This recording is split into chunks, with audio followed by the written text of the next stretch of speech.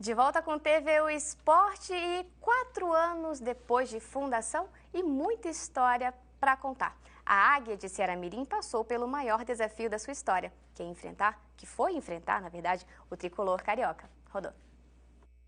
22 de março de 2013. Hoje eu não quero compromisso, já combinei com a galera do meu time. Vesti meu uniforme, afinei minha garganta. Há 4 anos, uma equipe em Ceará-Mirim era oficializada pela Federação Norte Rio Grandense de Futebol. O Globo Futebol Clube surgiu carregando as cores da bandeira da Alemanha e um nome de peso. Globo Confecções, Globo Gás, Globo Cesta Básica. Por todos os lugares tem Globo em Ceará-Mirim. Em 4 anos, o Caçulinha Potiguar se firmou como um time que valoriza sua base, mantém jogadores e cresce em uma velocidade que ninguém esperava. Nós planejamos o Globo para ele ser grande.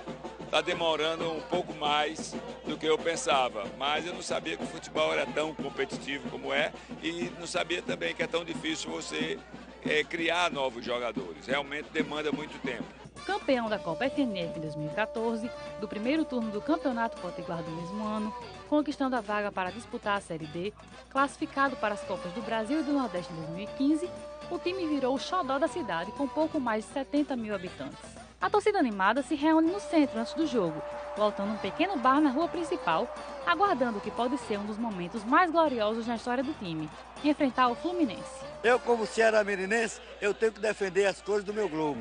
Eu acho que o Globo vai vencer de 1-0, porque só eu estou super feliz, a nossa cidade está feliz em ter uma equipe representativa a nível nacional. Pertinho da hora do jogo, a torcida entra no ônibus Vitória e embarca para o jogo no estádio Barretão. Realmente o jogo é difícil, porque é um jogo que o Globo vai ter que ganhar, porque se empatar o Globo perde a classificação. Realmente é um jogo muito difícil, né? O Fluminense está um timaço do Fluminense. O jogo pro Globo hoje tem que ganhar. Se não ganhar hoje, a classificação já era.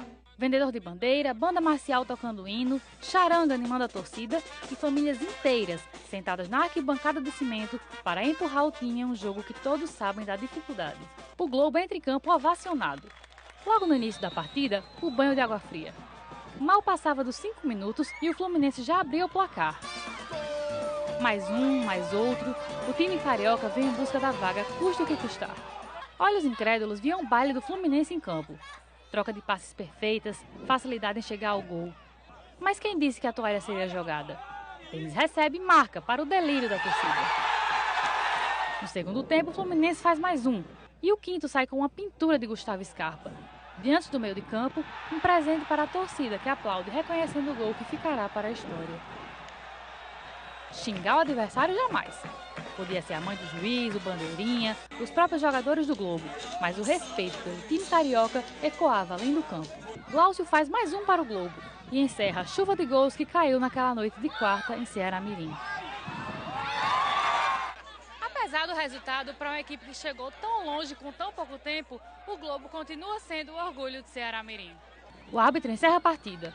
A bandinha que ouvimos durante os 90 minutos continua ali, tocando, enquanto a torcida aplaude o espetáculo que presenciou. Lembra do ônibus da vitória? Ele pode não ter levado a torcida para um resultado positivo na Copa do Brasil, mas levou para uma vitória do futebol, da festa, do amor e da paixão dos torcedores do Globo pelo seu adorável tricolor. Tá aí. Gente, eu acho que o Globo, assim como a torcida do Alecrim, sabe, são aquelas torcidas fofinhas? Acho que essa matéria que deu pra perceber. As torcidas apaixonadas. Mas aí dá para perceber o acerto que foi manter esse jogo lá em Ceará-Mirim, né? Pelo evento, e talvez nem todo mundo tivesse a oportunidade de vir para Natal ver o jogo. E aí manter lá, deu essa chance de ter realmente esse evento, que é um jogo do Globo, se tornou o evento da cidade, né? Reuniu gregos e troianos ali. Embora quem não torcesse pro Globo estava torcendo pelo Fluminense, ou queria assistir uma partida boa de futebol, acabou vendo a pintura do Scarpa, né? Sim. Que, segundo as más línguas, talvez possa concorrer ao Puskas, é isso mesmo? Eu acho que vai. Eles fizeram uma campanha no Twitter. Fizeram? Inclusive, eles responderam, falaram que é fantástico, que o gol foi fantástico. E vamos esperar, né? Já pensou um Puskás, um gol do Ceará Mirim? Vai que dá certo. Ceará Mirim entraria para a história. Pelo menos aquela plaquinha de homenagem, o Scarpa tem que receber lá no... Não, o pessoal do Globo estava querendo se mobilizar justamente para dar uma placa para ele. Porque nada mais justo, né? Agora sim, esse goleiro tem uma síndrome de manda noia, né? Porque joga adiantado dessa forma, o time já estava perdendo, ele estava jogando lá em cima. Queria fazer um gol, Leila, quem sabe? Jogar de líbero, fazer um gol, verdade. Vai que dê certo, né, gente? Mas brincadeiras à parte, foi um grande espetáculo, né? Um grande E legal pra... E mesmo pelo placar, o Globo não foi aquele time que jogou tão horrível assim como a gente vê por aí, né? Não foi. Foi tão retranqueiro, ainda fez dois gols. Ainda fez 2 gols, foi um jogo bem aberto, assim, pelo placar dá pra ver, né? Verdade. Gente, sabe aquela coisa do é treta, né? É treta mesmo. O Clássico Atletiba não aconteceu por decisão dos clubes. É isso mesmo. No Clássico Paranaense, Coritiba e Atlético não entraram em campo. Os clubes se negaram a vender os direitos de transmissão de seus jogos e decidiram transmitir o clássico através das suas redes sociais. Mas a Federação Paranaense de Futebol determinou que a transmissão online não acontecesse. Depois de muita confusão, time voltando para o vestiário, atraso da partida, a decisão foi tomada, mas não pela federação. Os times resolveram não jogar. Foi uma verdadeira treta, né? Eu acho que é, acima de tudo, um momento histórico, né? De a gente ver dois times grandes, né? Importantes no seu estado, importantes na sua região, importantes no Brasil, disserem não aceitamos, queremos decidir onde o nosso jogo vai passar, né? De que forma vai ser? E de que forma isso vai ser transmitido. Assim, a realidade de passar o jogo no YouTube, que foi o que causou toda a confusão aí, e a federação argumentou que os profissionais que iam fazer a transmissão não estavam credenciados, ele disse que o presidente da federação disse na ESPN, horas depois, que esses profissionais tinham que se credenciar em 48 horas, né? E aí isso só foi definido na hora do jogo. Exato. Porque quando bateu ali as 48 horas que o prazo encerrou, alguém não ligou lá para dizer, ei, vai transmitir, então vamos credenciar o pessoal.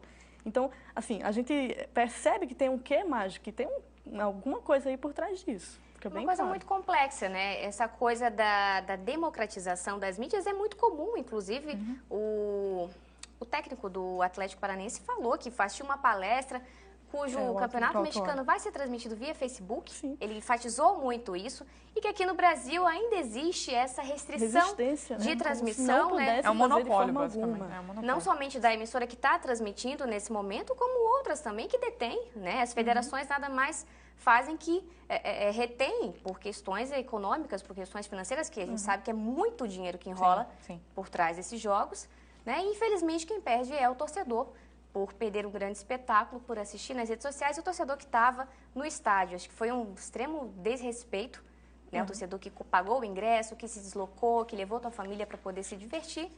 E, infelizmente, assim, aconteceu, né? Deu no que deu. Só para deixar o exemplo aí, na Espanha isso já vem sendo feito. Tem um dia da semana que geralmente algum jogo da rodada é transmitido de graça no YouTube para quem quiser assistir. O que me assusta nessa situação toda é a resistência da federação em não querer de forma alguma. Quer dizer, não dá para abrir para um debate do que fazer, né? E isso precisa mudar. Então, eu não sei se vai mudar agora, não sei se vai mudar daqui a 6 meses, mas é muito simbólico o que aconteceu e talvez esteja nascendo um movimento interessante no nosso futebol, que algo precisa ser feito, né? Não dá para jogar 10 horas, não dá para esperar a novela terminar para ter futebol, não dá para esperar... Não dá para o torcedor sair de 11 horas da noite no estádio para voltar para casa, no outro dia trabalhar. O Alex, que jogou muito tempo, inclusive, no Coritiba, ídolo do Coritiba do Palmeiras, ele deu uma entrevista há algum tempo muito interessante que ele fala isso. Eu vou jogar 10 horas da noite, mas eu estou num hotel, eu estou tranquilo. E o torcedor que vai para o estádio e vai voltar depois de meia-noite, como é que ele vai fazer? Então, isso precisa ser debatido urgentemente. E aí, essa chama aí está acesa para quem quiser. E um detalhe, né? O jogo não foi remarcado. Ainda não, né? Ainda sei como vai ficar. Vamos ver, né? Mas realmente foi uma cena bem lamentável. E mais um episódio de racismo contra um brasileiro no futebol. Dessa vez, o meia Everton Luiz, do time sérvio Partizan Belgrado, deixou o campo chorando após o fim da partida contra o Rad, né? Neste domingo. Toda vez que o Everton tocava a bola, a torcida do time adversário fazia sons imitando um macaco. No final, o time brasileiro levou a melhor, vencendo por 1-0. Não preciso nem dizer que a situação é lamentável, que isso se repete há vários anos e que, infelizmente, a situação não muda. Não, e não só na Europa, mas principalmente lá, né? Esse caso que aconteceu com o Everton, aconteceu já com o Daniel Alves, quando ele jogava na época do Barcelona, aconteceu com o Roberto Carlos, quando ele jogava no Real Madrid. Aqui mesmo tivemos o caso do Tinga, que jogava pelo Inter, sim, lá no Rio Grande do Sul. Também, além do futebol, tivemos no Cruzeiro, jogando lá em Minas, o menino Wallace, que é um dos jogadores do Cruzeiro, foi chamado de macaco pela própria torcida. Quer dizer, é um desrespeito que não cabe mais. Não Essas cabe mais, tem que ser manifestações, punidos. Tanto do racismo como dos gritos homofóbicos, que depois da Copa de 2014 parece que foi uma herança que ficou aqui no Brasil, aquele grito lá. Quando o tiro de meta é batido, né? O tiro de meta, você já sabe o que o pessoal grita lá para o goleiro, e isso é uma herança maldita no futebol, isso não pode continuar e precisa ser encarado com muito mais seriedade, né? Engraçado, porque assim, ele acabou reagindo, ele tirou o dedo para a torcida e por isso foi punido, mas a torcida abriu faixas, falou tudo aquilo, e eu não sei se o time vai tomar alguma decisão, se a torcida vai ser penalizada, o que deveria ser penalizado, o clube deveria ser penalizado. Também. O próprio treinador do time dele já tinha sido taxado de racista, porque ele já fez comentários com o treinador ou com o jogador dele no time passado e nada aconteceu. Quer dizer, se não há punição, é muito difícil que você mude essa realidade. Sim. Bem complicado. Bom, gente, já que o papo é futebol internacional, vamos elevar um pouquinho também, né, nosso astral. Essa semana vão acontecer mais 4 jogos das oitavas de final da Liga dos Campeões da UEFA, a Champions League. Terça-feira tem Bayer Leverkusen e Atlético de Madrid e o Manchester City recebe o Mônaco. Na quarta-feira rola o confronto entre Porto e Juventus e o Sevilha recebe o Leicester City. E aí, meninas, preparadas para mais uma semana de Champions League? Essa semana foi bem animada, né? Semana passada. Só com goleada também, quase. Só goleada, espero que tenham muitos gols aí. Tem um jogo que, para mim, é o que eu mais quero ver, que é o Sevilha e o Leicester, porque são 2 times bem diferentes. E o Leicester está muito mal no campeonato inglês, na Premier League. E, por acaso não, pelo trabalho lá, tá bem na Liga dos Campeões. E né? o Sevilha está muito bem na Liga, né? Exatamente. Vem de um time que está mal no seu campeonato nacional, outro que está muito bem. E eles se enfrentam agora nesse... E são 2 times bem diferentes, assim. Um time mais defensivo, que é o Sevilha, né? Sim. E o Leicester é um time que jogava mais para frente, a ideia do Ranieri, mas ele está meio mal das pernas. Né? Ano passado foi campeão por uma sorte do destino e também por uma série de fatores que a gente não sabe explicar, constelação, estelagem, não sabe explicar. Seria a maior zebra da história do futebol? Talvez, não. É algo a se pensar. Eu acho difícil falar em zebra quando tem um campeonato tão longo. Acho que... Um campeonato tão longo e, assim, com resultados expressivos. O Leicester não saiu empatando todos os jogos, não. Ele ganhou, foi mérito, mas, assim, o que é que aconteceu com os outros times da Inglaterra? A gente se pergunta com relação a isso, né? E Manchester City e Mônaco amanhã, né? Manchester City que vai estar sem o menino Jesus. Que vai estar sem Jesus. Jesus só volta na próxima temporada. Jesus não salvará. Não, dessa vez não. Agora, curioso que o Mônaco, que é o líder do campeonato francês, o Mônaco tem o treinador, o Jardim, que é um dos preferidos para substituir o Wenger no Arsenal, caso o Wenger caia mesmo lá na Inglaterra, né? E o Wenger já também está mal das pernas na Premier League. Levou aquela surra, né? O Arsenal levou a surra de 5-1 do Bayern de Munique na passada, na campeonato passado. Rodada passada. Na rodada passada. Então, assim, é possível, né? E o Mônaco tá vindo também de derrotas no campeonato francês, mas quando você é Premier League não, quando você é Champions League, tudo é possível, né? Tudo é possível. Fortes emoções. Só o que não é possível é o Arsenal virar esse placar de 5-1. Acho bem E o Barcelona improvável. Também, né? Mas o Barcelona... Vai ter o jogo no campo, não, mas para tirar 4 gols também é difícil. Então vamos lá, fortes emoções aí na Champions League. Agora a gente fala em fortes emoções, tá bom o programa, né? A gente vai para o intervalo rapidinho, você bebe uma água e volta, que vai ter muito mais emoções e muito mais esporte para você, não sai daí.